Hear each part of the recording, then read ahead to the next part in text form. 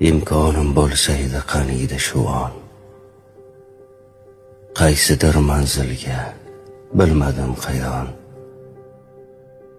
Faqatgina jimlik bo'lgan hukmron.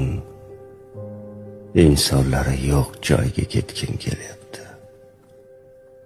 Atrofimda bo'lsaydi viqorli tog'lar, qushlarning xonishi, yangragan bog'lar,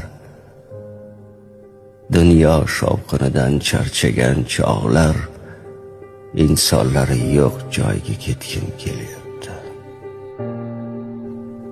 Tashvishlar, azoblar charchatdi rosti. Hayollar qaygadir qushday yelyapti.